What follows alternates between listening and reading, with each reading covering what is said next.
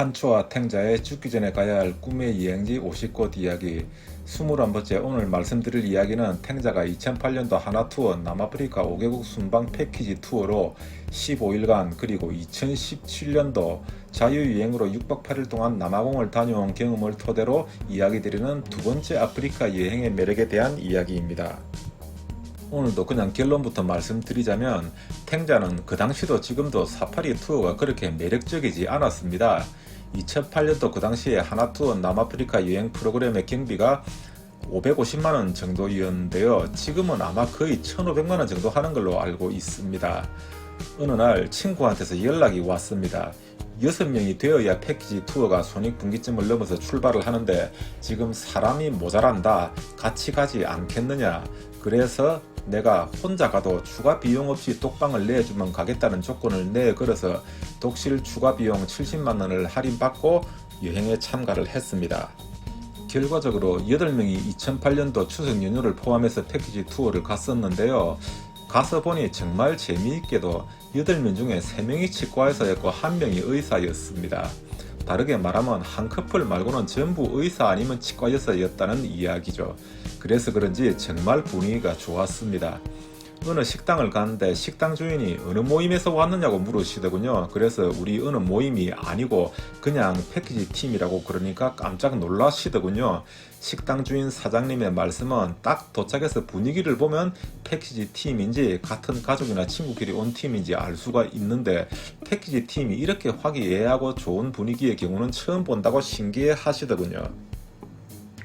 탱자는 운이 좋게도 그렇게 긴 기간은 아니지만 2번에 걸쳐서 아프리카 여행을 갔다 오면서 돈을 주고 사자나 코뿔소를 사냥시키는 불법 헌팅 사파리 말고는 합법적인 사파리 투어는 다 경험을 해본 것 같습니다. 그래서 탱자의 경험을 토대로 사파리 투어의 종류와 장단점을 간단하게 말씀드리고자 합니다.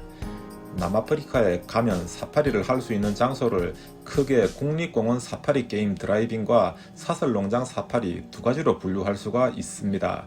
여러분들이 잘 알고 있는 케냐와 탄자니아에 걸쳐 있는 세렝게티나 마사이 마라 같은 국립공원은 크기가 거의 경상남북도 합친 것만큼 큰 경우가 많습니다. 그리고 개인이 소유한 사설농장 사파리는 부산이나 연산동만 하다 하면 사설농장 사파리라고 생각하시면 됩니다. 2008년도에 제가 갔던 하나투어에서는 국립공원 사파리 투어만 했던 것 같습니다. 일단 국립공원 사파리 투어는 정말 거의 자연 그대로의 모습을 본다고 생각하시면 됩니다. 그렇다 보니 투어 하나당 하루 만에 끝나지가 않습니다. 도시에서 출발해서 5시간 정도 차를 타고 가서 문명과 동떨어진 롯지에 숙박을 하면서 1박 2일 투어를 하는 것이 대부분입니다. 5시간을 달린다고 해서 500km 정도 떨어진 곳이 아닙니다. 불과 200km 정도 떨어진 곳인데 차가 5시간을 달립니다. 처음 1시간 동안은 포장도로를 시속 70km 정도로 1시간 달리다가 비포장길로 들어가면 나머지 비포장 구간은 시속 30km 정도로 달릴 수밖에 없습니다. 멀미를 할 정도로 고통스럽습니다. 그리고 롯지에 도착하면 몇 시간은 그냥 또 쉽니다. 야생 동물들이 낮에는 움직이지를 않기 때문에 해질녘을 기다렸다가 2-3시간 정도 사파리 투어를 하고 롯지에 돌아와 숙박을 합니다. 그런데 그 롯지가 또 가관입니다. 호텔방에 들어가면 전화기도 없고 전기시설이 없어서 발전기를 돌려서 초저녁에 전등만 겨우 켤 수 있을 정도로 불이 들어오고 당연히 냉장고도 텔레비전도 없습니다. 정전대를 대비해서 초를 주어서 전기가 떨어지면 초를 켜고 있어야 합니다. 모닝콜은 당연히 사람이 직접 와서 문을 두드립니다. 10년이 지난 일이지만 뜻하지 않았던 이런 경험들은 잊혀지지를 않고 머릿속에 생생하게 남아 있습니다. 지금은 어떨지 궁금한데요. 지금도 그대로였으면 좋겠습니다.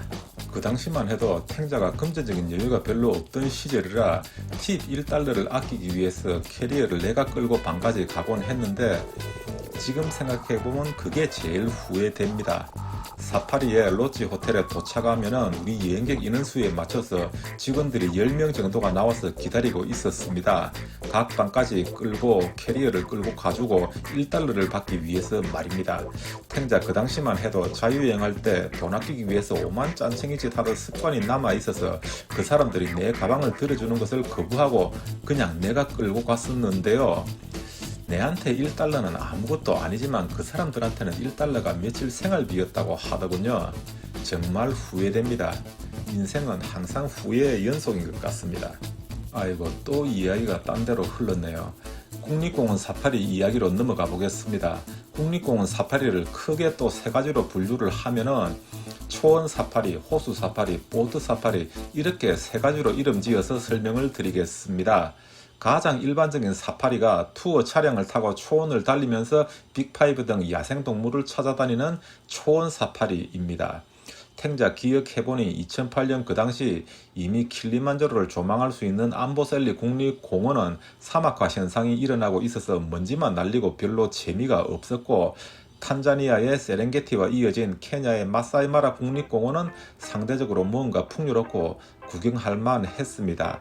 하지만 야생 사파리의 경우 그들이 어디 있는지를 모르고 찾아다녀야 하기 때문에 돌아다니는 시간이 대부분이고 목적한 동물을 못 볼 수도 있습니다. 그리고 나꾸루 호수 국립공원이라는 곳을 갔는데요. 그 당시 전 세계에서 홍학무리를 가장 많이 볼 수 있는 곳이었는데 참 인상적이었습니다. 그런데 방송의 다큐멘터리를 보니 지금은 그 홍학들이 거의 남아있지 않다고 합니다.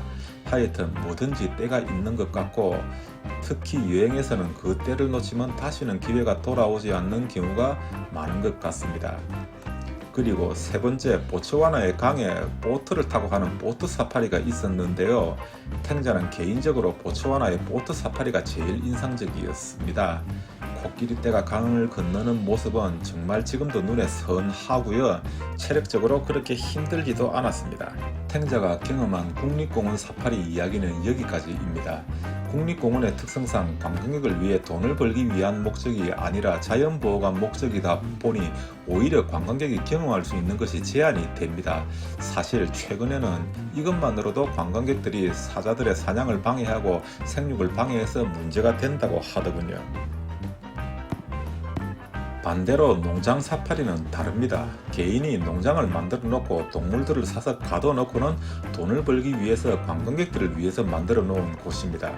2017년도 요하네스버그 농장 사파리를 몇 곳을 갔었는데요. 정말 기가 막혔습니다. 일단 농장 사파리는 돈을 주고 사온 동물이기 때문에 야생 동물들이 사냥을 하지 않습니다. 그리고 야생에서 보기 힘들다는 백사자들이 수십 마리가 널브러져 잠을 자고 있는 장면도 야생이 아닌 이 농장에서 볼 수가 있습니다. 그리고 추가 비용을 내면 잠자는 아기 사자를 만져볼 수도 있습니다. 정작 돈을 내고 들어가 보면 아기 사자가 자고 있지요. 원래 이 녀석들은 하루 종일 잔다고 하더군요. 사육사가 억지로 깨우면 참 불쌍합니다. 하지만 나도 돈을 내고 들어갔으니 깨우지 말라고 할 수도 없습니다. 치타와 맞짱을 뜰 수도 있습니다. 맞짱을 뜨는 게 아니라 돈을 내면 치타와 사진을 찍을 수 있게 해줍니다.